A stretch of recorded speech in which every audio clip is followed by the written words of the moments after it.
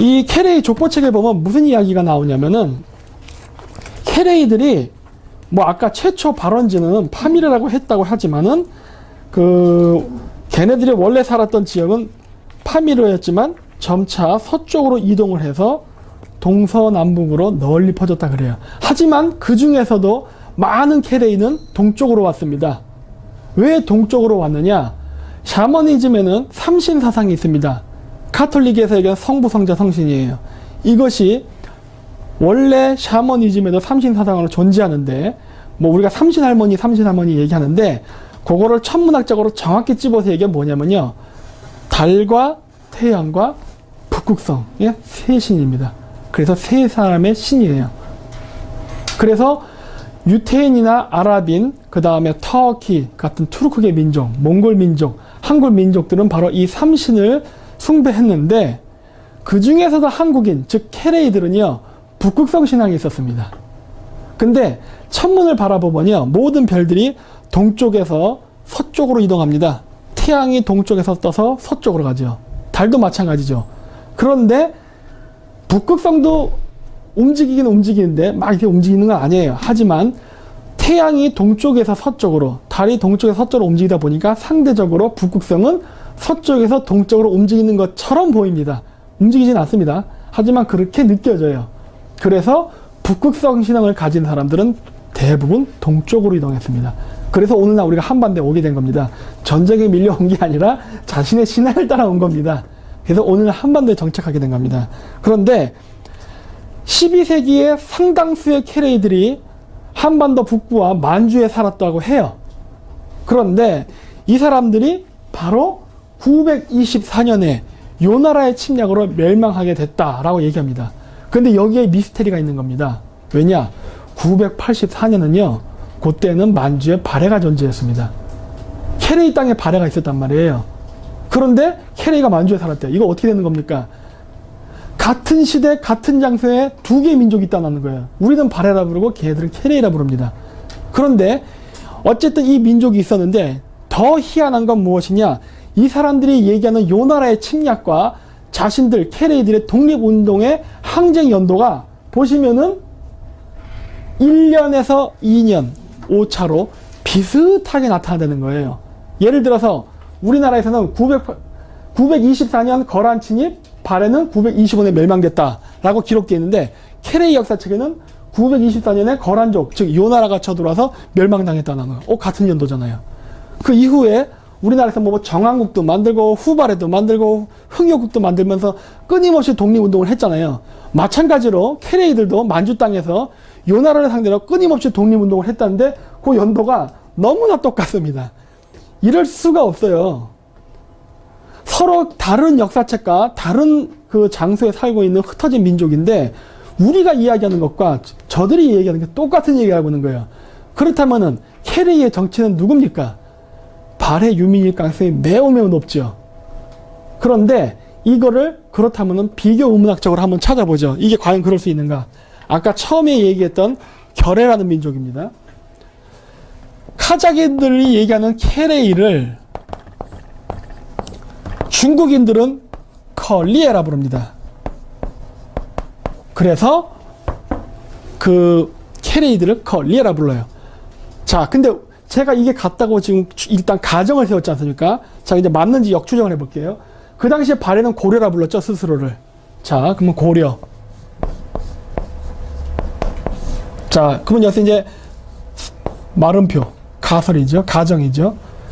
고려와 커리에와 캐레이는 같을다라고 저는 일단 가정을 내렸습니다. 자, 어떻게 같아지는가?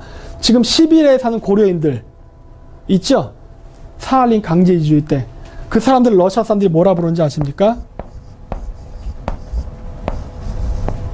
이렇게 해서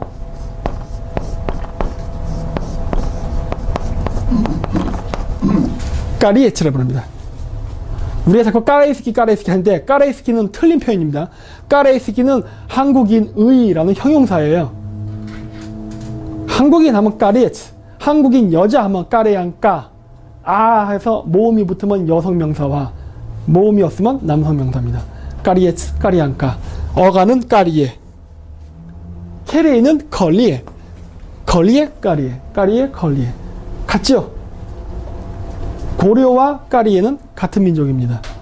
그리고 실질적으로 12세기 징기스칸의 몽골 비사를 보더라도 케레이는 한국인과 매우 혈연관계가 깊은 것으로 나옵니다. 따라서 이런 모든 것들이 거짓은 아니라는 것을 우리가 추정적으로 알 수가 있죠. 자, 그래서 독립운동을 하다가 우리 역사에서는 1030년 흥여국 멸망으로 끝입니다. 하지만 케레이 역사책에 의하면 그 이후로도 수도 없이 독립운동을 하는데 결국 1090년에 포기하고 그냥 몽골로 갔답니다. 몽골 초원으로 이동. 1090년대 그때쯤에. 그래서 몽골 초원에 살다가 1200년도에 바로 태무진하고 만나죠. 그 당시 몽골 인구의 구성표를 보면은 몽골 인구에서 가장 많은 숫자를 차지했던 사람들이 바로 케레이입니다. 케레이가 약 30%에서 40% 정도, 그리고 나이만 부족도 30에서 40%, 그 외에 뭐 타타르, 말갈, 기타 등등 족들이 합쳐서 100%가 돼서 몽골이라는 부족 연맹 국가가 있었어요. 그래서 케레이는 굉장히 막강한 영향력을 가지고 있었는데, 당시에 케레이들이 바이칼호수 주변에 살 때 태무진이 친척한테 죽임을 당할까봐 쫓겨옵니다.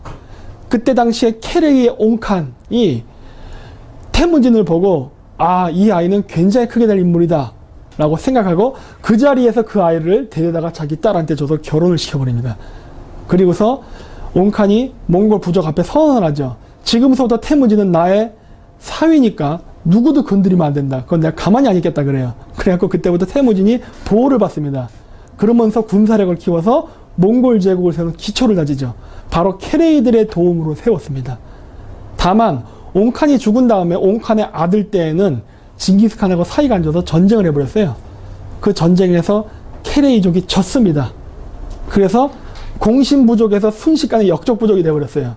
그러면서 몽골 초원에서 살기가 되게 애매해진 상황이 돼서 징기스칸의 서방 원정 때에 카자흐스탄으로 들어갔습니다. 이게 바로 호라즘 정복입니다.